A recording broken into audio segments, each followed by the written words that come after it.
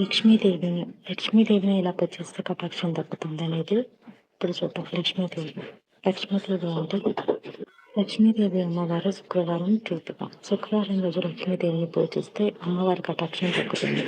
అది అమ్మవారి కటాక్షం ఎలా దక్కుతుందంటే, లక్ష్మీదేవి వినాయకుడు ఉన్న బంగారు లేదా వెండి నాణెలను పూజ గదిలో ఉంచితే సంపద అనేది వృద్ధి చెందుతుంది.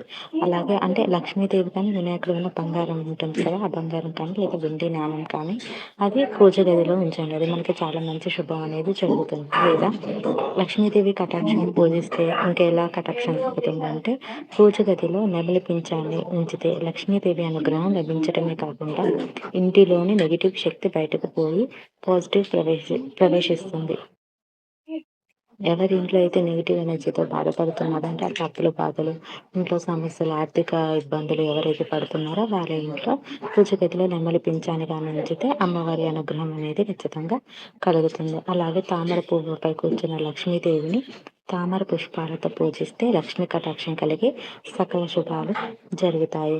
ఇది ఎందుకంటే తామర పువ్వు ఉంటుంది, తామర పువ్వుపై కూర్చున్న అమ్మవారిని లక్ష్మీదేవిని సాక్షాత్ తామర పువ్వు అన్న అయితే ఈ ఈ పుష్పం ఉంది కదా, మందారాకము, అమ్మవారికి చాలా ఇష్టం. అదే ఆమె స్వరూపాలు అన్నమాట. ఈ రెండు అల్లలో పాజిటివ్ ఎనర్జీ ఉంటుంది. అప్పుడు ఈ లక్ష్మీదేవిని అది పూజిస్తే అలా ఆమె లక్ష్మీ కటాక్షం అనేది తప్పకుండా సిద్ధిస్తుందని చెప్పవచ్చు. ఇంకొకటి, వ్యాపారం చేసేవారు తమ కార్యాలయాలు కానీ దుకాణాల్లో కానీ తప్పనిసరిగా లక్ష్మీదేవి పూజ చేయించుకోండి. ఇలా చేస్తే వ్యాపారం అభివృద్ధి చెందుతుంది. ఎవరైనా లక్ష్మీ కటాక్షం కావాలంటే శుక్రవారం రోజు మీ ఆఫీసులలోనే మీ అయ్యగారితో లక్ష్మీదేవి పూజ అనేది చేయించుకుంటే ఆ వ్యాపారం అనేది అభివృద్ధి చెందడమే కాకుండా మీకు సకల సంపదలను తెచ్చిపెడుతుంది. ఎవరైతే ఇది ఫాలో చేస్తారో, అమ్మవారి కటాక్షం కోసం ఎవరైతే ఇలా పూజిస్తారో వాళ్ళకి లక్ష్మీదేవి అనుగ్రహం అనేది ఖచ్చితంగా జరుగుతుంది.